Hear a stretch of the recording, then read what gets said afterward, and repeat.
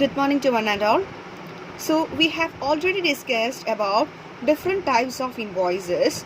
So first one we have discussed tax invoiced, second one bill of supply, and the third one credit note, debit note, and the last one is vouchers. Vouchers are not defined in the act, but its general definition is a small printed piece of paper that entities the holder to a discount or may be exchanged for goods or services. For example, of vouchers are coupon, token, ticket, license, permit, pass, etc. So vouchers are not defined in the act, but general definition is that a small printed paper. ഒരു printed paper ആയിട്ടാണ് വൗച്ചേഴ്സിന് നമ്മുടെ GST law പ്രകാരം അത് define ചെയ്തിട്ടില്ല. പക്ഷേ നമുക്ക് general ആയിട്ട് പറയുകയാണെങ്കിൽ ഒരു ചെറിയ പ്രിന്റഡ് പേപ്പറാണ് വൗച്ചർ എന്ന് പറയുന്നത്. ആ പേപ്പർ ഹോൾഡ് ചെയ്യുന്ന വ്യക്തിക്ക് ഒരു ഡിസ്കൗണ്ടോ അല്ലെങ്കിൽ എന്തെങ്കിലും ഒരു ബെനിഫിറ്റ് ആ നിന്ന് കിട്ടുന്നുണ്ട്. അതിൻ്റെ എക്സാമ്പിളായിട്ട് നമുക്ക് പറയാം കൂപ്പൺ അല്ലെങ്കിൽ ടോക്കൺ, ടിക്കറ്റ്, ലൈസൻസ്, പെർമിറ്റ്, ഇങ്ങനെയുള്ള കാര്യങ്ങളൊക്കെ, പാസ്, ഇതൊക്കെ എന്താണ് നമുക്കറിയാം. കൂപ്പൺ എടുക്കുക, അല്ലെങ്കിൽ ഏതെങ്കിലും ഒരു ഓണം ഓഫർ അല്ലെങ്കിൽ ക്രിസ്മസ് ഓഫറൊക്കെ വരുമ്പോൾ നമുക്ക് കൂപ്പൺസ് കിട്ടാറുണ്ട്. അപ്പോൾ അതിന് നമുക്ക് എന്താണ് പർച്ചേസ് ചെയ്യുമ്പോൾ അതിന് ബെനിഫിറ്റും കിട്ടും. അല്ലെങ്കിൽ ലോട്ട് ചെയ്യുമ്പോൾ അല്ലെങ്കിൽ നറുക്കെടുപ്പിലൂടെ നമുക്ക് എന്ത് കിട്ടാറുണ്ട്, പ്രൈസ് കിട്ടാറുണ്ട് കൂപ്പൺസിൽ. അപ്പോൾ അതൊക്കെ സൂക്ഷിക്കുമ്പോൾ അതിന് എന്തൊക്കെയോ ഒരു ബെനിഫിറ്റ് ഉണ്ട്. അതാണ് voucher. Voucher for the purpose of GST necessarily means an instrument which should be accepted as a consideration wholly or partly for supply. ഇപ്പോൾ സപ്ലൈ നമ്മൾ GST കോൺടെസ്റ്റിൽ നോക്കുമ്പോൾ GST കോൺടെസ്റ്റിൽ വൗച്ചർ എന്ന് പറയുമ്പോൾ എന്ന് പറഞ്ഞാൽ ഒരു ഇൻസ്ട്രുമെൻ്റ് ആണ്. അത് ആക്സെപ്റ്റ് ചെയ്യുന്ന ഒരു കൺസിഡറേഷൻ, അല്ലെങ്കിൽ നമ്മൾ കൺസിഡറേഷനായിട്ട് പ്രൈസിന് പകരം ആയിട്ട് നമ്മൾ മുഴുവനായിട്ടോ അല്ലെങ്കിൽ പാർട്ടായിട്ടോ നമ്മൾ എന്ത് സ്വീകരിക്കുന്നു, വൗച്ചർ സ്വീകരിക്കുന്നു. ഫോർ എക്സാമ്പിൾ, നമ്മൾ ഓണം ഓഫർ എന്നുള്ള രീതിയിൽ അല്ലെങ്കിൽ ഓണത്തിന് പർച്ചേസ് ചെയ്യാനായിട്ട് നമ്മൾ കല്യാൺ സിൽക്സിൽ പോവുകയാണ്. കല്യാൺ സിൽക്സിൽ പോകുമ്പോൾ അവിടെ ഓണം ഓഫറായിട്ട് 2000 അല്ലെങ്കിൽ 3000 റുപ്പീസിന് മുകളിൽ പർച്ചേസ് ചെയ്യുന്നവർക്ക് 1000 റുപ്പീസിൻ്റെ വൗച്ചർ ഉണ്ടെന്ന് പറഞ്ഞാൽ 3000 റുപ്പീസ് പർച്ചേസ് ചെയ്തവർക്ക് എന്ത് കിട്ടുന്നു, 1000 റുപ്പീസിൻ്റെ വൗച്ചർ അഗെയിൻ പർച്ചേസ് ചെയ്യാനായിട്ട് അനുവദിക്കുന്നു. അപ്പോൾ എന്ത് ചെയ്യുന്നു, ഇവർക്ക് ഈ കൂപ്പൺ പിന്നീട് എപ്പോഴെങ്കിലും യൂസ് ചെയ്യും. അപ്പോൾ അവർ പ്രൈസിന് പകരം ഈ 1000 റുപ്പീസിൻ്റെ സാധനങ്ങൾ പർച്ചേസ് ചെയ്യുമ്പോൾ അവർ പ്രൈസ് കൊടുക്കുന്നതിന് പകരം എന്തായിരിക്കും കൊടുക്കുന്നത്, വൗച്ചർ ആയിരിക്കും കൊടുക്കുന്നത്. അത് ഒരു ഇൻസ്ട്രുമെൻ്റ് ആണെന്ന് പറയാനുള്ള കാരണം അതാണ്. ഒരു കൺസിഡറേഷൻ പോലെ യൂസ് ചെയ്യാൻ പറ്റും എന്ന് പറയുന്നതിൻ്റെ കാരണവും അത് തന്നെയാണ്. Therefore, a voucher is an asset of the recipient, and without a recipient, a voucher would be lost its meaning. അപ്പോൾ വൗച്ചർ എന്ന് പറയുമ്പോൾ അത് റെസിപ്പിയൻ്റെ കയ്യിൽ, ഹൂവർ റിസീവിങ് ഇറ്റ്, ആരാണോ അത് സ്വീകരിക്കുന്നത് അയാളുടെ കയ്യിൽ എത്തപ്പെടുമ്പോഴേ അതിനൊരു അർത്ഥമുള്ളൂ. ഇല്ലെങ്കിൽ വൗച്ചർ എന്ന് നമുക്ക് പറയാനേ പറ്റുള്ളൂ, അല്ലാതെ ഒന്നും അതുകൊണ്ട് യാതൊരു മീനിങ്ങും ഇല്ല. The case of supplier issues a voucher to a recipient of goods on his making a purchase from the supplier. The voucher is not being viewed as an additional outcome of the supply made to the recipient. So recipient means who is receiving the goods. അപ്പോൾ voucher എന്ന് പറയുമ്പോൾ നമുക്ക് ഒരു additional outcome ആയിട്ട് കാണാൻ പറ്റില്ല സപ്ലൈയുടെ. പക്ഷേ എന്താണ്, പർച്ചേസ് വീണ്ടും അയാളെ കൊണ്ട് പർച്ചേസ് ചെയ്യിപ്പിക്കാൻ വേണ്ടിയിട്ടുള്ള ഒരു മാർക്കറ്റിംഗ് ടെക്നിക്ക് പോലെ നമുക്ക് പറയാവുന്നതേ ഉള്ളൂ. Rather it is an instrument that can be use in the place of money. നമുക്ക് പൈസയ്ക്ക് പകരം യൂസ് ചെയ്യാവുന്ന ഒരു കൺസിഡറേഷൻ ആണ് ഈ എന്ന് പറയുന്നത്. which can be used on affecting yet another inward supply. Inward സപ്ലൈക്കും അത് ബാധിക്കുന്ന ഒന്ന് തന്നെയാണ്. അപ്പോൾ അവിടെ നമുക്ക് എന്താണ്, പ്രൈസിന് പകരം നേരത്തെ പറഞ്ഞതുപോലെ എക്സാമ്പിളിൽ പറഞ്ഞതുപോലെ നമുക്ക് 1000 റുപ്പീസ് കൊടുക്കേണ്ട സ്ഥാനത്ത് നമ്മൾ എന്താണ് കൊടുത്തത്, വൗച്ചറാണ് കൊടുത്തത്. അപ്പോൾ അത് നമുക്ക് കൺസിഡറേഷനായിട്ട് യൂസ് ചെയ്യുന്നതാണ്. Then time of supply in case of voucher. In case of supply of voucher by the in case of supply of voucher by a supplier, the time of supply shall be. അപ്പോൾ ഈ supply ചെയ്യുന്ന സമയം എപ്പോഴാണ് എന്നുള്ളതാണ് വൗച്ചറിൻ്റെ supply of voucher നടത്തുമ്പോൾ supply ഏതാണെന്നാണ് കണ്ടുപിടിക്കേണ്ടത്.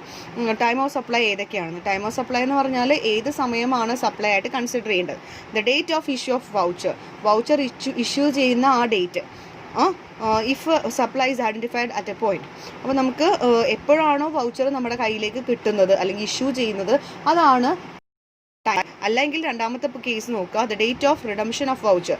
ഏത് സമയത്താണ് നമ്മൾ ഈ വൗച്ചർ കൊണ്ടുപോയി കൊടുത്ത് അതിന് പകരം നമ്മൾ സാധനം വാങ്ങുന്നത്, അല്ലെങ്കിൽ അതിൻ്റെ റിഡംഷൻ, അത് എങ്ങനെ അത് തിരിച്ചു കൊടുത്ത് അതിന് ബെനിഫിറ്റ് എടുക്കുന്നത്, ആ സമയം ഇഷ്യൂ ചെയ്യണം അല്ലെങ്കിൽ റിഡംഷൻ ഏതാണോ എന്നുള്ളത് ഇതിൽ രണ്ടും നമുക്ക് എന്താണ് വൗച്ചർ, ഇത് രണ്ടും നമുക്ക് വൗച്ചറിൻ്റെ ടൈം ഓഫ് സപ്ലൈ ആയിട്ട് എടുക്കാം.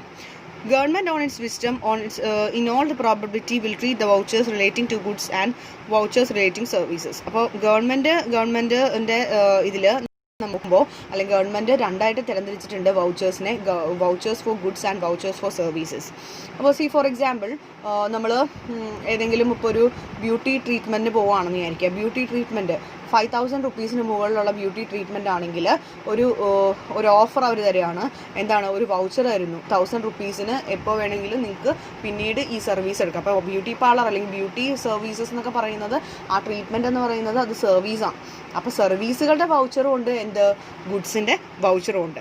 അപ്പോൾ അതിന് നമുക്ക് ഡിസ്റ്റിങ്ക്റ്റ് ആയിട്ട് വേണം കാണാനായിട്ട്, distinct transactions ആയിട്ട് വേണം നമ്മൾ കാണാനായിട്ട്. A layman should comprehend that vouchers related to the goods would be to be class of transactions which be exchanged for goods, whereas vouchers relating to services being distinct and separate can be exchanged only for services. അപ്പോൾ രണ്ടാണ്. Vouchers ഗുഡ്സിന് വേണ്ടിയിട്ടാണ് നമ്മൾ ലേ out ചെയ്തിരിക്കുന്നതെങ്കിൽ ഗുഡ്സിന് വേണ്ടി മാത്രം ഉപയോഗിക്കുക. Vouchers നമ്മൾ സർവീസിന് വേണ്ടിയാണ് ലേ ഔട്ട് ചെയ്തിരിക്കുന്നതെങ്കിൽ സർവീസിന് വേണ്ടി മാത്രം യൂസ് ചെയ്യുക. ആ ട്രാൻസാക്ഷൻസ് അങ്ങോട്ടും ഇങ്ങോട്ടും മിക്സ് അപ്പ് ചെയ്യാനായിട്ട് പാടില്ല. There can be the third class of transaction relating to vouchers, namely gift voucher. അതെ, ഈ രണ്ട് വൗച്ചേഴ്സ് ഓഫ് ഗുഡ്സും വൗച്ചേഴ്സ് ഓഫ് സർവീസസും അല്ലാതെ ഒരു കാറ്റഗറി ഓഫ് ഗുഡ്സും കൂടി, ഒരു കാറ്റഗറി ഓഫ് വൗച്ചേഴ്സ് കൂടിയുണ്ട്. That is voucher used for gift കൊടുക്കാൻ വേണ്ടി നമ്മൾ യൂസ് ചെയ്യുന്ന ഗിഫ്റ്റ് വൗച്ചർ. അത് issued by bank which can be exchanged only for cash. അപ്പോൾ ക്യാഷ് നമ്മൾ എന്തെങ്കിലും ബർത്ത്ഡേ ഗിഫ്റ്റായിട്ട് നമുക്ക് വൗച്ചർ കൊടുക്കാം, അല്ലേ, ഗിഫ്റ്റ് വൗച്ചർ കൊടുക്കാം. ഫോർ എക്സാമ്പിൾ നമ്മൾ നമ്മുടെ റിലേറ്റീവിൻ്റെ ഒരു ഫംഗ്ഷൻ നടക്കുമ്പോൾ അവിടെ നമുക്ക് എന്ത് ചെയ്യാം, ഒരു ഗിഫ്റ്റ് വൗച്ചർ 1000 റുപ്പീസിൻ്റെയോ 5000 റുപ്പീസിൻ്റെയോ കൊടുക്കാം. അത് എന്ത് ചെയ്യാം, അത് ബാങ്കാണ് അത് ഇഷ്യൂ ചെയ്യുന്നത്. അപ്പോൾ ബാങ്കിൽ കൊണ്ടുപോയി കഴിഞ്ഞാൽ നമുക്കതിന് എന്ത് ചെയ്യാം, അത് മാറ്റിയിട്ട് നമുക്ക് ആ പൈസ തിരിച്ചെടുക്കാം. പക്ഷേ plain reading of definition of goods and services indicates that they both include money. അപ്പോൾ ഈ ഡെഫിനേഷൻ ഓഫ് ഗുഡ്സും സർവീസസിലും മണി ഉണ്ട്. പക്ഷേ നമ്മൾ അതുകൊണ്ട് തന്നെ നമുക്ക് vouchers relatable to cash money can be safely assumed outside the ambit of GST law. അപ്പോൾ നമുക്ക് മണി ഉള്ളത് കൊണ്ടും ക്യാഷ് റിലേറ്റബിൾ ആയിട്ടുള്ള വൗച്ചേഴ്സും നമുക്ക് GSTയുടെ ഉള്ളിൽ കൊണ്ടുവരാനായിട്ട് സാധിക്കും. അല്ലെങ്കിൽ അത് നമുക്ക് GST ലോയുടെ പുറത്താണെന്ന് പറയാനായിട്ട് പറ്റും. മണി പ്രോബബിളി ഇൻ മണിയിൽ മാത്രമാണ്, അല്ലെങ്കിൽ മണി മാത്രമാണ് ട്രാൻസാക്ഷൻ എങ്കിൽ നമുക്ക് ഞാൻ പറഞ്ഞു ഗുഡ്സ് എന്ന് പറയുമ്പോൾ മണി വരില്ല. പക്ഷേ മണിയുമായിട്ട് റിലേറ്റഡ് ആയിട്ടുള്ള എല്ലാ സർവീസസും ഇതിൽ ഇൻക്ലൂഡഡ് ആണ് GSTയിൽ. The rate of GST on വൗച്ചേഴ്സിൽ നമ്മൾ ഇഷ്യൂ ചെയ്യുമ്പോൾ ആ ടൈം ഓഫ് റിഡംഷനും അതുപോലെ വൗച്ചേഴ്സ് ഇതാണ് നമ്മൾ നോക്കുന്നത്. അതനുസരിച്ചുള്ള ടാക്സ് റേറ്റ് ആണ് നമ്മൾ ഈടാക്കുന്നത്. വാല്യൂ ഓഫ് സപ്ലൈ എന്ന് പറയുമ്പോൾ റിഡംഷൻ വാല്യൂ ആണ് നമ്മൾ സാധാരണയായിട്ട് എടുക്കുന്നത്. For example, Mr and Mrs Sharma purchased 10 gift vouchers for 500 each from Crossword and 5 vouchers from 4 Fountain Spa costing 1000 each, and gives them as a return gift to children and their parents for their son's birthday party. The voucher for 4 Fountain Spa has been special offer for couples services for both persons at the price chargeable to one. അപ്പോൾ ഇവിടെ എന്താ ചെയ്യുന്നതെന്ന് വെച്ചാൽ mister and Mrs Sharma എന്ത് ചെയ്യുന്നു, 10 gift vouchers വാങ്ങുകയാണ്. അത് 500 rupees each ഉള്ളതാണ് വാങ്ങുന്നത്. അത് ക്രോസ് വേർഡിൽ നിന്നാണ് വാങ്ങുന്നത്. അതുപോലെ തന്നെ ഒരു 5 വൗച്ചേഴ്സ് വീണ്ടും ഒരു സ്പാ സെൻറ്ററിൽ നിന്ന് വാങ്ങുകയാണ്. അത് 1000 റുപ്പീസ് ഈച്ചാണ്. അവരൊരു ഗിഫ്റ്റ് എന്നുള്ള രീതിയിൽ അവരുടെ കുട്ടികൾക്കും അതുപോലെ തന്നെ പാരൻസിനും കൊടുക്കുകയാണ്. അത് സൺസിൻ്റെ ബർത്ത്ഡേ പാർട്ടിക്ക് അത് കൊടുക്കുകയാണ്. അങ്ങനെ വരുമ്പോൾ ഇവിടെ ഒരു സ്പെഷ്യൽ ഓഫർ വീണ്ടും ഈ 4 ഫൗണ്ടൻ സ്പായിലുണ്ട്. അതായത് കപ്പിൾസ് ആണെങ്കിൽ അവർക്ക് എന്ത് ചെയ്യാം, ഈ ഒരൊറ്റ വൗച്ചറിന് കപ്പിൾസിന് ഫ്രീ ആയിട്ട്, അതായത് ഒരാൾക്ക് കൊടുത്തിരിക്കുന്ന വൗച്ചർ 2 പേർക്ക് അതിൻ്റെ ബെനിഫിറ്റ് കിട്ടുന്നതാണ്. The value of supply should be money value of the goods redeemable against the voucher. അപ്പോൾ എന്തെങ്കിലും പൈസ മൂല്യമുള്ള അല്ലെങ്കിൽ പണത്തിന് മൂല്യമുള്ള എന്തെങ്കിലും അല്ലെങ്കിൽ മണീസ് വർത്ത് ഉള്ള എന്തെങ്കിലും ആയിരിക്കണം ഈ വൗച്ചറിന് നമ്മൾ റിഡീം ചെയ്യുമ്പോൾ അല്ലെങ്കിൽ തിരിച്ചു കൊടുക്കുമ്പോൾ കിട്ടേണ്ടത്. Now there are different types of vouchers. First one is receipt voucher. A receipt voucher is required to be issued on the receipt of advance payment in respect of the supply of goods or service or both. A registered person shall, on receipt of advance payment with respect to any supply of goods or service or both, shall issue receipt voucher. Receipt voucher എന്ന് പറഞ്ഞാൽ നമ്മൾ advance ആയിട്ട് എന്തെങ്കിലും payment നടത്തുന്നുണ്ടെങ്കിൽ അപ്പോൾ കൊടുക്കുന്നതാണ് ഇത്തരത്തിലുള്ള receipt voucher എന്ന് പറയുന്നത്. രജിസ്റ്റേർഡ് പേഴ്സൺ അഡ്വാൻസ് പേയ്മെൻറ്റ് എന്തെങ്കിലും നടത്തുന്നുണ്ടെങ്കിൽ സപ്ലൈ ഓഫ് ഗുഡ്സോ സർവീസസോ ചെയ്യുമ്പോൾ അവിടെ നമ്മൾ കൊടുക്കുന്ന അല്ലെങ്കിൽ ഇഷ്യൂ ചെയ്യുന്നതാണ് റെസീപ്റ്റ് വൗച്ചർ. സോ കുറച്ചുകൂടി ഡീറ്റെയിൽ ആയിട്ട് നമുക്ക് റെസീപ്റ്റ് വൗച്ചർ പറയാം. Receipt voucher four advance payment rule 50. Receipt voucher referred to in section 31 subsection 3 and subsection 4 for the advance payment shall contain the following particulars. എന്തൊക്കെയാണ് receipt വൗച്ചേഴ്സിൽ ഉണ്ടാവേണ്ടത്? Name, address and GSTIN of supplier.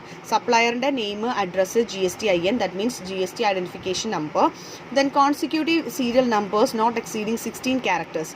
16 characters ഉള്ള ഒരു തുടർച്ചയായി വരുന്ന serial number എന്തെങ്കിലും ഉണ്ടാവണം ഈ വൗച്ചേഴ്സിൽ. നമുക്കറിയാം ഏതെങ്കിലും ഒരു ബില്ല് അല്ലെങ്കിൽ വൗച്ചർ അല്ല എന്ത് തന്നെ ആയിക്കോട്ടെ അതിന് എന്താ ഒരു നമ്പറിങ് ഉണ്ടാവും, ഒരു റെഡ് കളറിലുള്ള നമ്പർ എഴുതിയിട്ടുണ്ടാവും. ആ നമ്പർ അത് കണ്ടിന്യൂസ് ആയിട്ടുള്ള നമ്പർ ആയിരിക്കും, എത്ര ബില്ലുകൾ അല്ലെങ്കിൽ എത്ര വൗച്ചേഴ്സ് പോയി എന്നറിയാൻ വേണ്ടിയിട്ട്. അതുപോലുള്ളൊരു കണ്ടിന്യൂസ് നമ്പേഴ്സ് ഉണ്ടാവണം. അതിന് മൾട്ടിപ്പിൾ സീരീസ് ആയിരിക്കണം. അതുപോലെ തന്നെ ആൽഫബറ്റ്സ്, ന്യൂമറസ്, അതുപോലെ സ്പെഷ്യൽ ക്യാരക്ടേഴ്സ് എന്തെങ്കിലും കൂടി ഇൻക്ലൂഡ് ചെയ്തിരിക്കണം. പിന്നെ ഡേറ്റ് ഓഫ് ഇഷ്യൂ, എപ്പോഴാണ് ഡേറ്റ് ഇഷ്യൂ ചെയ്ത ഡേറ്റ് ഏതാണ്. അതുപോലെ തന്നെ name, address, goods and service identification number of recipient. Register ചെയ്തതാണെങ്കിൽ റെസിപ്പിയൻ്റ് എന്ത് ചെയ്യുക, ഐഡൻറ്റിഫിക്കേഷൻ നമ്പർ നമുക്ക് വേണം. അതുപോലെ description of goods or services, ഗുഡ്സിൻ്റെ ഡിസ്ക്രിപ്ഷൻസ്, അതുപോലെ സർവീസസിൻ്റെ ഡിസ്ക്രിപ്ഷൻ, ഇങ്ങനെയുള്ള കാര്യങ്ങൾ. പിന്നെ എമൗണ്ട് ഓഫ് അഡ്വാൻസ് ടേക്കൺ, എത്രയാണ് എമൗണ്ട് അഡ്വാൻസ് ആയിട്ട് എടുത്തിരിക്കുന്നത്. റേറ്റ് ഓഫ് ടാക്സ്, എത്രയാണ് ഇതിൽ നമ്മൾ റേറ്റ് ഈടാക്കിയിരിക്കുന്നത്. Then amount of tax charge in respect of taxable goods or services, എത്ര ടാക്സ് ആണ് നമ്മൾ ഓരോ ഗുഡ്സിനും ചാർജ് ചെയ്തിരിക്കുന്നത്. That is CGST, SGST, IGST, UT, GST, cess, ഇതിലേതാണ് നമ്മൾ ചാർജ് ചെയ്തിരിക്കുന്നത്. ദെൻ പ്ലേസ് ഓഫ് സപ്ലൈ, എവിടെയാണ് നമ്മൾ സപ്ലൈ നടത്തിയത്. അപ്പോൾ അവിടെ അതിൻ്റെ സ്റ്റേറ്റ് ഉണ്ടെങ്കിൽ സ്റ്റേറ്റിൻ്റെ കോഡ്, അതിൻ്റെ സ്റ്റേറ്റിൻ്റെ നെയിം, ഇൻ്റർസ്റ്റേറ്റ് സപ്ലൈ ആണെങ്കിൽ അതിന് ആ രീതിയിലുള്ള ഡിസ്ക്രിപ്ഷനും വേണം.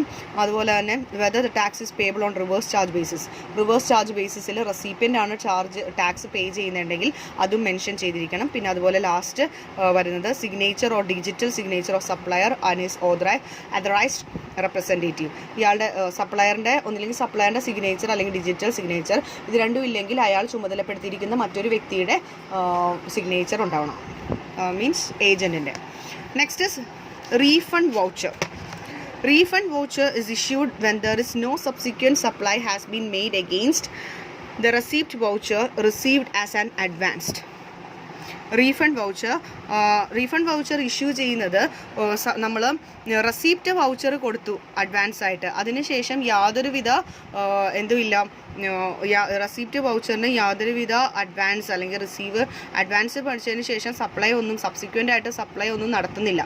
നമ്മൾ അഡ്വാൻസ് എമൗണ്ട് റെസിപ്റ്റ് വൗച്ചർ കൊടുത്തു, പക്ഷേ ആ അഡ്വാൻസ് പേയ്മെൻറ്റ് നടത്തിയതിന് എന്ത് കിട്ടുന്നില്ല, അതിനുള്ള സപ്ലൈ നമുക്ക് കിട്ടിയിട്ടില്ല. അപ്പം നമുക്ക് എന്ത് ചെയ്യാം, റീഫണ്ട് തിരിച്ച് ചോദിക്കാം, നമുക്ക് ആ വൗച്ചർ തിരിച്ച് ചോദിക്കാം. Refund on the receipt of advance payment and with respect to any supply of registered person issues a receipt voucher, but subsequently no supply is made and no tax invoice is issued in the pursuance thereof, the said registered person may issue the person who had made the payment a refund voucher against such payment. So അപ്പോൾ receipt voucher advance ആയിട്ട് നമ്മൾ കൊടുത്തു, പക്ഷേ subsequent ആയിട്ട് supply നമുക്ക് കിട്ടിയില്ല. അപ്പോൾ അതുകൊണ്ട് തന്നെ നമുക്ക് എന്ത് ചെയ്യാം, അവിടെ ഒരു റീഫണ്ട് വൗച്ചർ കൊടുക്കാം. എന്ന് പറഞ്ഞാൽ ആ കൊടുത്ത വൗച്ചർ അല്ലെങ്കിൽ കൊടുത്ത പേയ്മെൻറ്റ് തിരിച്ച് നൽകാൻ വേണ്ടി ആവശ്യപ്പെടാം. സോ റീഫണ്ട് വൗച്ചറിൽ എന്തൊക്കെ കാര്യങ്ങളാണ് വരുന്നതെന്ന് നോക്കാം. Refund voucher according to section 51, that is section 30 subsection 3 and E shall contain the following particulars. കുറച്ച് പെർട്ടിക്കുലേഴ്സ് നേരത്തെ പറഞ്ഞതുപോലെ തന്നെ സെയിം തന്നെയാണ് ഇവിടെയും.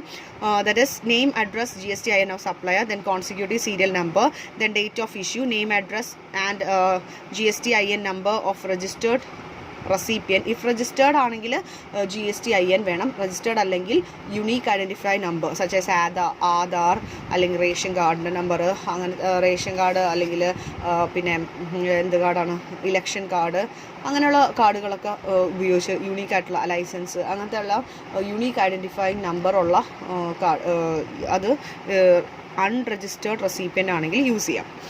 The number and date of receipt voucher issued in accordance with the provision of Rule 50. അതായത് receipt വൗച്ചറിന് പകരമായിട്ട് അല്ലെങ്കിൽ receipt voucher കൊടുത്തതിന് പകരമായിട്ടാണ് നമ്മൾ എന്ത് ചെയ്യുന്നത്, റീഫണ്ട് വൗച്ചർ കൊടുക്കുന്നത്. അതുകൊണ്ട് തന്നെ റെസിപ്റ്റ് വൗച്ചർ ഏത് ദിവസമാണ് ഇഷ്യൂ ചെയ്തതെന്നുള്ളത് റൂൾ 50 പ്രകാരമുള്ള അത് നമ്മൾ മെൻഷൻ ചെയ്യണം, അതിൻ്റെ നമ്പർ, ഡേറ്റ് എല്ലാം.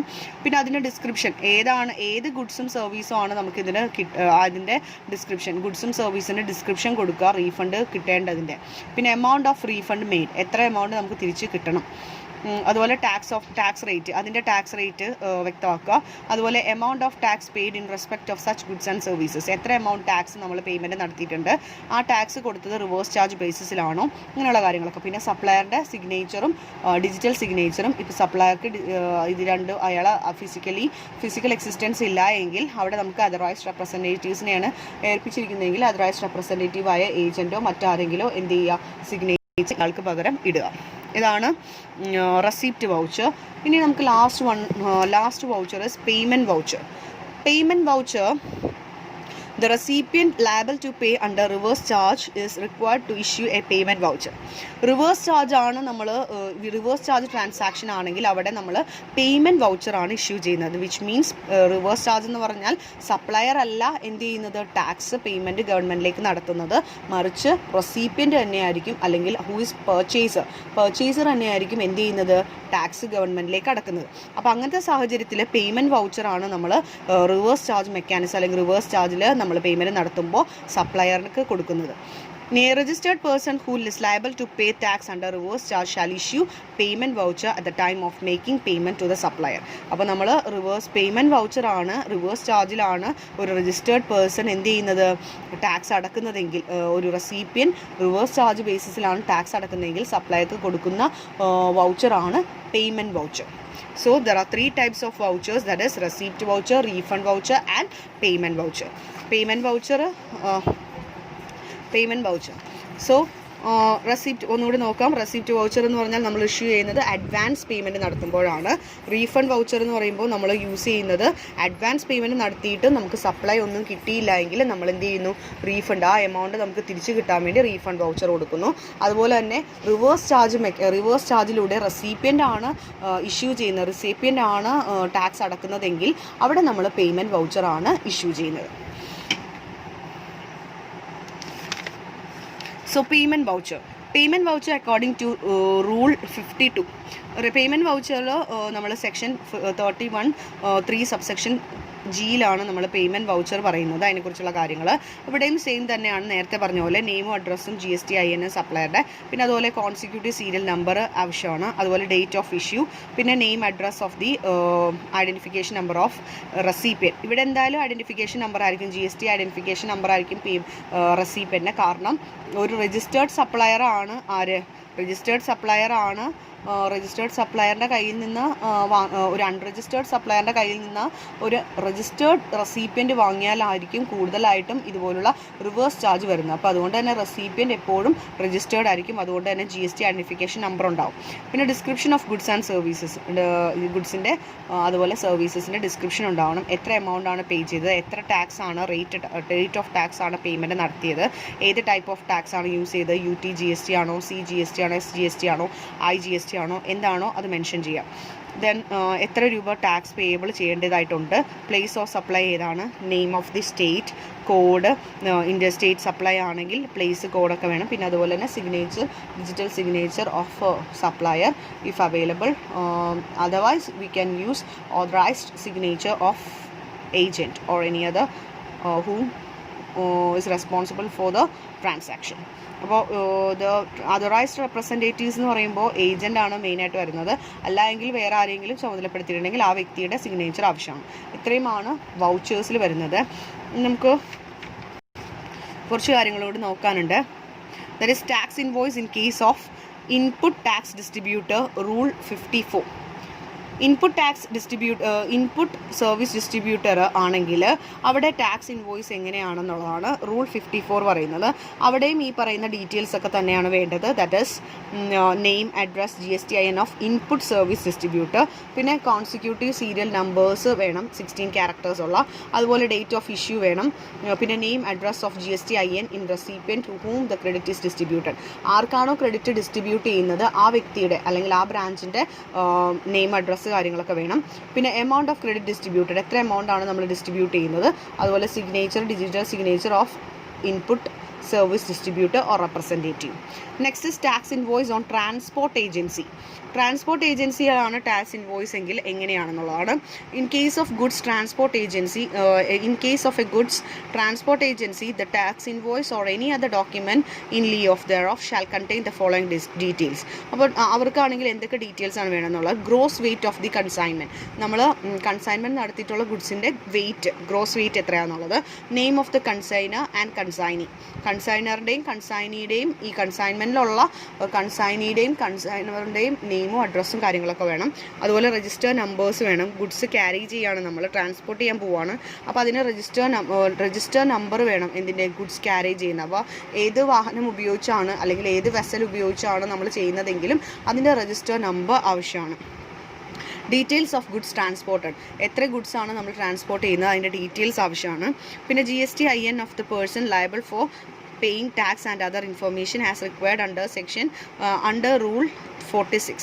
അപ്പോൾ GSTIN വേണം, ഏതൊക്കെ പേഴ്സൺസ് ആണ് ലയബിൾ, അവർ ടാക്സ് അടക്കാൻ ബാധ്യസ്ഥരായിട്ടുള്ള മറ്റ് ഇൻഫോർമേഷൻസ് ഒക്കെ ഉള്ള അവരുടെ ഡീറ്റെയിൽസ് ഒക്കെ വേണം. ഇത്രയുമാണുള്ളത്. ഇനി passenger transportation, in case of passenger transportation service A tax invoice shall include ticket in any form whether or not serially numbered and whether or not containing the address of services but containing other information as mentioned rule 46. അപ്പോൾ passenger transport services ആണെങ്കിൽ അതെല്ലാം വേണം. പിന്നെ serial number, address of the recipient services, അപ്പോൾ നമ്മൾ പാസഞ്ചേഴ്സിനെ എവിടെ എത്തിക്കുന്നു അങ്ങനെയുള്ള എല്ലാ കാര്യങ്ങളും, അതുപോലുള്ള ഇൻഫോർമേഷൻസ്, റെസിപ്പിയൻറ്റ് ഇൻഫോർമേഷൻസ് അതെല്ലാം വേണം. Next is delivery challan four goods without invoice ഇല്ലാതെ നമുക്ക് ഗുഡ്സ് ട്രാൻസ്പോർട്ട് അല്ലെങ്കിൽ നമുക്ക് ട്രാൻസ്പോർട്ടേഷന് അനുവദിക്കുന്നതാണ്. പക്ഷേ അവിടെ നമുക്ക് വേണ്ടത് ഡെലിവറി ചലാനാണ്. ഡെലിവറി ചലാൻ ആണ് നമുക്ക് ആവശ്യമായിട്ടുള്ളത്, ഇൻവോയ്സസ് ഇല്ലാത്തതിന്. അത് റൂൾ 55 പറയുന്നത്. In the following cases, the consignor may issue a delivery challan at the time of removal of goods of transportation in lieu of invoice. അപ്പോൾ അവിടെ നമ്മൾ ഡെലിവറി ചലാൻ നമ്മൾ ഇഷ്യൂ ചെയ്യുന്നത് when supply of liquid gas was the quantity at the time of removal of place of supplier is not known. നമുക്ക് place അറിയാൻ പറ്റാത്ത അവസ്ഥ വരും. അതായത് ലിക്വിഡ് ഗ്യാസ് നമ്മൾ ഫാക്ടറിയിൽ നിന്ന് നടക്കുമ്പോൾ എത്രയാണ് ആ ഗ്യാസിൻ്റെ വോളിയം എന്ന് നമുക്കറിയില്ല. അങ്ങനെയാണെങ്കിൽ നമ്മൾ ഒരു അപ്രോക്സിമേറ്റ് ആയിട്ടുള്ള എമൗണ്ട് ആയിരിക്കും, അപ്പോൾ നമുക്കറിയില്ല. അതുകൊണ്ട് തന്നെ നമുക്ക് ടാക്സ് ഇൻവോയ്സ് എടുക്കാനായിട്ട് സാധിക്കില്ല. അപ്പോൾ നമ്മൾ ഡെലിവറി ചലാനായിരിക്കും കൊടുക്കുന്നത്. പിന്നെ ട്രാൻസ്പോർട്ടേഷൻ ഓഫ് ജോബ് വർക്കിൻ്റെ സമയത്തും ട്രീറ്റ്മെൻറ്റിൻ്റെ സമയത്തും നമുക്ക് എന്ത് ചെയ്യുക, നമുക്കിതുപോലെ ഡെലിവറി ചലാനാണ് കൊടുക്കുന്നത് ഇൻവോയ്സിന് പകരം.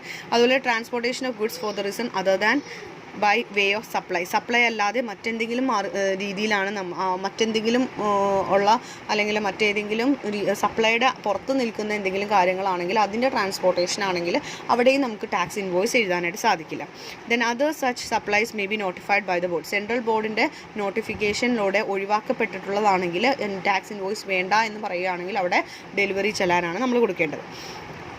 Then the delivery challan should be serially numbered, not exceeding 16 characters in one or multiple series. അപ്പോൾ ഡെലിവറി ചലാനും ഇതുപോലെ തന്നെ സീരിയൽ നമ്പേഴ്സ് ഉണ്ടാവണം, അവിടെ 16 ക്യാരക്ടേഴ്സ് ഉള്ളത്. അതുപോലെ കണ്ടൻസ് ഓഫ് ഡെലിവറി ചലാൻ ഇവിടെ കൊടുത്തിട്ടുണ്ട്. Date and number of delivery challan, name and address of GSTIN of the consignor, then കൺസൈനിയുടെയും ഡേറ്റും നെയിം, അഡ്രസ്സ്, GSTIN ഒക്കെ വേണം രജിസ്റ്റേർഡ് ആണെങ്കിൽ. ഇനി HSN കോഡ് ആവശ്യമാണ് നമുക്ക്. HSN കോഡ്, അതുപോലെ തന്നെ ഡിസ്ക്രിപ്ഷൻ ഓഫ് ഗുഡ്സ്, ക്വാണ്ടിറ്റി, എത്ര ക്വാണ്ടിറ്റിയാണ് നമ്മൾ കൊണ്ടുപോകുന്നത് ആ കാര്യം. പ്രൊവിഷണൽ ആണെങ്കിൽ എക്സാക്ട് ക്വാണ്ടിറ്റി അറിയില്ലെങ്കിൽ പ്രൊവിഷണൽ ആയിട്ടുള്ളത് അത് നമ്മൾ അറിയിച്ചിരിക്കണം. പിന്നെ ടാക്സബിൾ വാല്യൂ എത്രയാണ്, അതുപോലെ തന്നെ ടാക്സ് റേറ്റും ടാക്സ് എമൗണ്ട് എത്രയാണ്, ഇങ്ങനെയുള്ള കാര്യങ്ങൾ. പിന്നെ പ്ലേസ് ഓഫ് സപ്ലൈ ഏതാണ്, ഇൻഡർസ്റ്റേറ്റ് ആണോ, അതുപോലെ തന്നെ സിഗ്നേച്ചർ. ഇനി manner of preparation of delivery challan. Delivery challan നമ്മൾ മൂന്ന് കോപ്പീസ് ആയിട്ടാണ് നമ്മൾ പ്രിപ്പയർ ചെയ്യുന്നത്. ഫസ്റ്റ് ഒറിജിനൽ കോപ്പി എന്ന് പറയുന്നത് കൺസൈനിക്കാണ് നമ്മൾ കൊടുക്കുന്നത്. വിൽക്കുന്ന സമയത്ത് അല്ലെങ്കിൽ ട്രാൻസ്പോർട്ട് നമ്മൾ സപ്ലൈ ചെയ്യുന്ന സമയത്ത് കൺസൈനിക്ക് ഒറിജിനൽ കോപ്പി കൊടുക്കുന്നു. സെക്കൻഡ് ഡ്യൂപ്ലിക്കേറ്റ് കോപ്പി എന്ന് പറയുന്നത് ട്രാൻസ്പോർട്ടറിൻ്റെ കയ്യിലാണ് കൊടുക്കുന്നത്. ട്രിപ്ലിക്കേറ്റ് കോപ്പി, മൂന്നാമത്തെ കോപ്പിയാണ് കൺസൈനർ കയ്യിൽ വെക്കുന്നത്.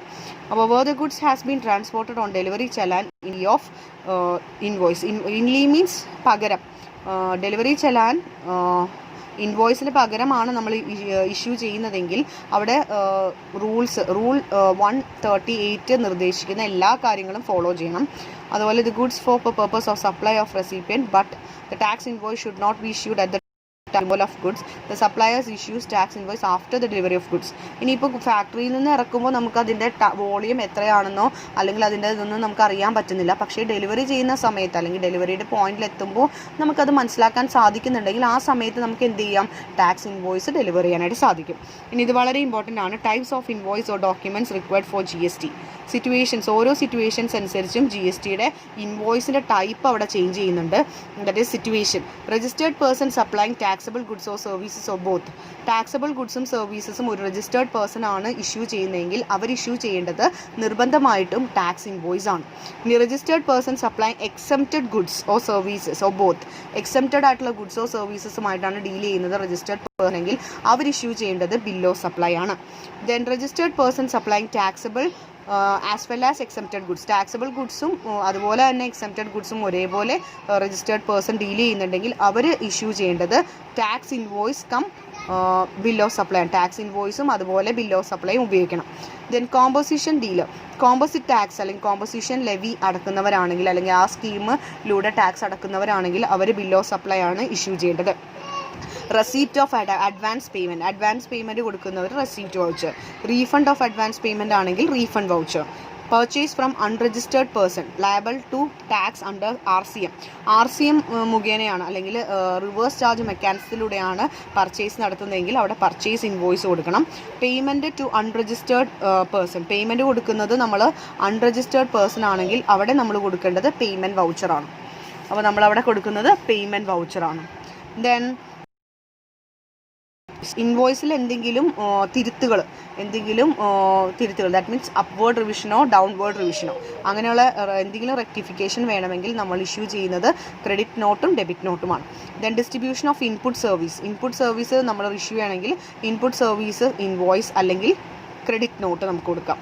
Four transportation of goods for job work other than supply quantity not known such as example gas പോലുള്ള അങ്ങനെയുള്ള ജോബ് വർക്കൊക്കെ നമ്മൾ ജോബ് വർക്കിൻ്റെ ട്രാൻസ്പോർട്ടേഷനോ അല്ലെങ്കിൽ നമുക്ക് ക്വാണ്ടിറ്റി അറിയാൻ പാടില്ലാത്ത ഗുഡ്സാണ് ട്രാൻസ്പോർട്ട് ചെയ്യുന്നതെങ്കിൽ ഫോർ എക്സാമ്പിൾ ഗ്യാസ്, അപ്പോൾ അതിൻ്റെ ക്വാണ്ടിറ്റി വോളിയം എത്രയാണ് നമുക്ക് അറിയില്ല എങ്കിൽ അവിടെ നമ്മൾ ഇഷ്യൂ ചെയ്യുന്നത് ഡെലിവറി ചലാനാണ്. ഇത് വളരെ ഇമ്പോർട്ടൻ്റ്. ഓരോ ടൈപ്പ് ഓഫ് സിറ്റുവേഷനിലും ഏത് ടൈപ്പ് ഓഫ് ഇൻവോയ്സസ് ആണ് നമ്മൾ ഇഷ്യൂ ചെയ്യുന്നതെന്നുള്ളതാണ്. And the last one is invoice of goods transported in knock down form എന്ന് പറഞ്ഞാൽ വളരെ ബിഗ് ഫോം ഓഫ് ഗുഡ്സ് ആണ്, വളരെയധികം വലിയ ഗുഡ്സ് ആണ്. അത് നമ്മൾ ചെറിയ ചെറിയ പീസുകളാക്കി എന്ത് ചെയ്യുന്നു, മുറിച്ച് ആണ് നമ്മൾ ഒരു സ്ഥലത്തേക്ക് ട്രാൻസ്പോർട്ട് ചെയ്യുന്നത്. പക്ഷേ ആ സ്ഥലത്തെത്തുമ്പോൾ നമ്മളെല്ലാം റീജോയിൻ ചെയ്യും. ഫോർ എക്സാമ്പിൾ നമ്മൾ സൈക്കിളൊക്കെ നമ്മൾ ദുബായിൽ നിന്ന് ഇങ്ങോട്ട് കൊണ്ടുവരാമെന്ന് വിചാരിക്കുക. അങ്ങനെയാണെങ്കിൽ നമ്മൾ ആ സൈക്കിൾ അങ്ങനെ തന്നെ ആയിരിക്കുമോ പാക്ക് ചെയ്യുന്നത്? ഇല്ല, ഓരോന്നും അഴിച്ച് മാറ്റി അതിനെ സെപ്പറേറ്റ് ഫോം ആക്കി എന്ത് ചെയ്യുന്നു, പാക്ക് ചെയ്യുന്നു. എന്നിട്ട് എന്ത് ചെയ്യും, ഇവിടെ വരുമ്പോൾ അത് ഘടിപ്പിച്ച് ഒരുന്ന് ചേരും. അതുപോലെ തന്നെയാണ് ഈ നോക്ക് ഡൗൺ ഫോം എന്ന് പറയുന്നത്. ചില സിറ്റുവേഷനിൽ ഗുഡ്സ് ട്രാൻസ്പോർട്ട് ചെയ്യുന്നത് നോക്ക് ഡൗൺ ഫോമിലായിരിക്കും. For example Tata steel limited sends tower to the tower site of the Vodafone limited and sends a part of a windmill to installed at a hill station in Kerala.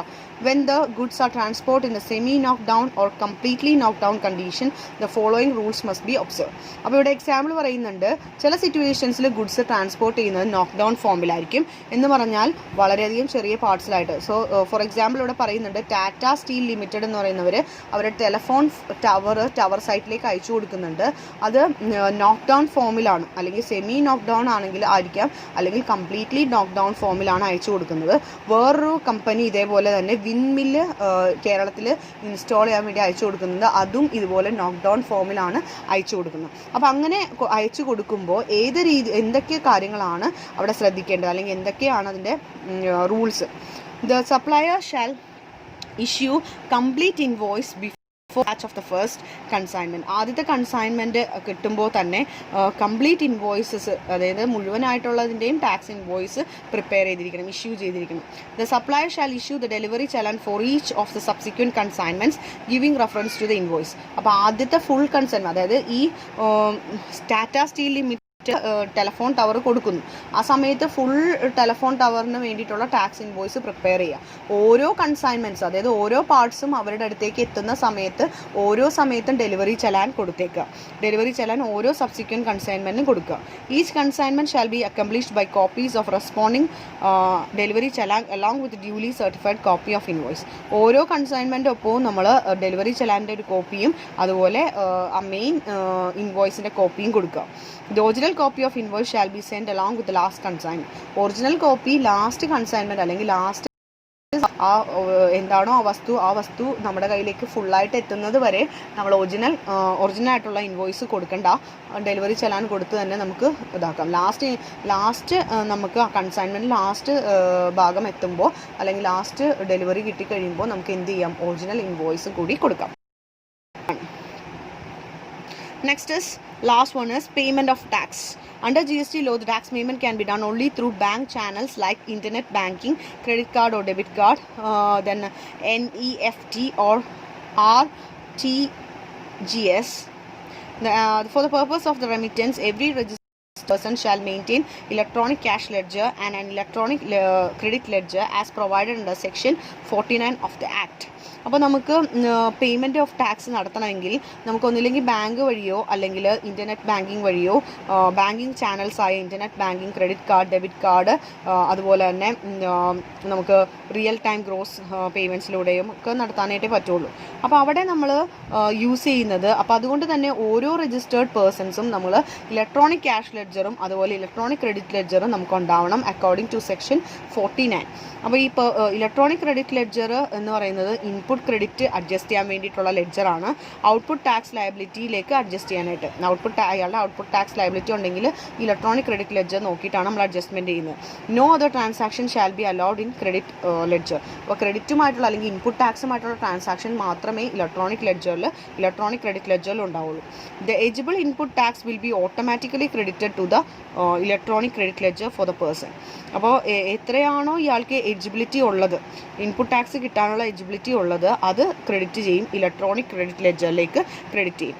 ഇനി similarly any output tax liability will be automatically debited to electronic credit ledger. അപ്പോൾ എന്തെങ്കിലും output tax liability ഉണ്ടെങ്കിൽ അത് എന്ത് ചെയ്യുന്നു, electronic credit ലെഡ്ജറിലേക്ക് automatic കാര്യം. അപ്പോൾ ഇയാൾക്ക് ഇൻപുട്ട് ടാക്സ് ഉണ്ടെങ്കിൽ ക്രെഡിറ്റ് ചെയ്യും, ഇൻപുട്ട് ടാക്സിന് എലിജിബിലിറ്റി ഉണ്ടെങ്കിൽ ക്രെഡിറ്റ് ചെയ്യും ആ എമൗണ്ട്. ഇയാൾക്ക് ഔട്ട്പുട്ട് ടാക്സ് ലയബിലിറ്റി വന്നു കഴിഞ്ഞാൽ അത് ഡെബിറ്റ് ചെയ്യും. എവിടെ? ഇലക്ട്രോണിക് ക്രെഡിറ്റ് ലെഡ്ജറിലേക്ക്. അതുപോലെ തന്നെ നമ്മൾ ഇലക്ട്രോണിക് ക്രെഡിറ്റ് ലെഡ്ജറിൽ every registered person must main electronic cash ledger ഉണ്ടാവണം. എന്തിനു വേണ്ടിയാണെന്ന് വെച്ചാൽ പേയ്മെൻറ്റ് കൊടുക്കാൻ വേണ്ടി, ക്യാഷുമായിട്ട് അല്ലെങ്കിൽ ക്യാഷ് പേയ്മെൻറ്റ്സ് നടത്തുമ്പോൾ, അതുപോലെ ടാക്സസ് കൊടുക്കുമ്പോൾ, ഫീസ് കൊടുക്കുമ്പോൾ, പെനാൽറ്റി അടക്കുമ്പോൾ, ഇതിനൊക്കെ നമുക്ക് ഇലക്ട്രോണിക് ക്രെഡിറ്റ് ലെഡ്ജർ ഉണ്ടാവണം.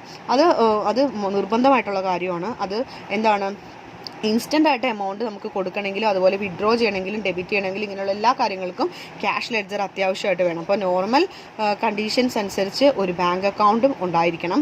അപ്പോൾ എന്താണ് ഈ ഇലക്ട്രോണിക് ക്യാഷ് ലെഡ്ജർ, എന്താണ് ഇലക്ട്രോണിക് ക്രെഡിറ്റ് ലെഡ്ജർ, എന്താണ് ഇലക്ട്രോണിക് ലയബിലിറ്റി ലെഡ്ജേഴ്സ് എന്നുള്ളതെല്ലാം നന്നായിട്ട് അടുത്ത ക്ലാസ്സിൽ നോക്കാം. അപ്പോൾ അത്രയേ ഉള്ളൂ, നമുക്ക് അടുത്ത ക്ലാസ്സിൽ വിശദമായിട്ട് നോക്കാം.